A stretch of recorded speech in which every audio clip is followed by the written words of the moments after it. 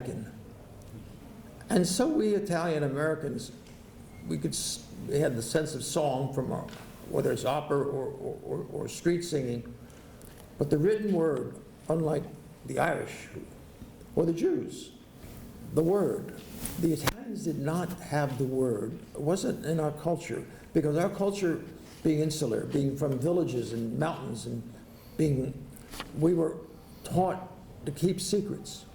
The omerta didn't apply only to the mafia, it applied to everybody. Don't tell tales about your family, don't talk about, well, if you can't talk about who you are, who you come from, you can't really write very much. The Irish wrote, whether it's Pete Hamill or James Joyce, they wrote about what they know, they wrote freely. The Italians got it through song. Instead of producing novelists, and Pete Hamill's a novelist as well as you know all the other stuff, the Italians didn't have novelists, except who would write about the mafia, which was a selling subject, whether your name is Mario Puzo. My cousin Nick Pileggi and I made most of our money writing about the mafia, believe it, it's true.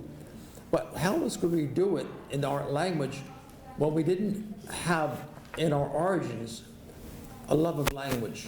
It was through song that we communicated. Tony Bennett, Frank Sinatra, Dean Martin, Frankie Lane, all these people were, instead of writing short stories or novels or writing plays, they were singing songs. They were telling their story through song. Who's up there? Somebody talking to us?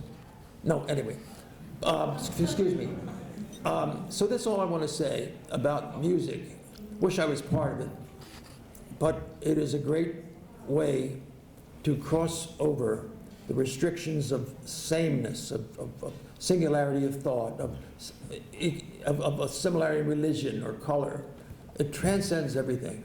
Music does. And Sinatra was the epitome, is the personification of the pluralistic society man, a man who came from backgrounds no different from mine. His father was a fireman only because the mother pushed him to be a fireman. He was a fire lieutenant or captain or whatever.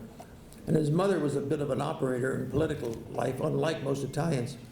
So Frank Sinatra chose the right thing.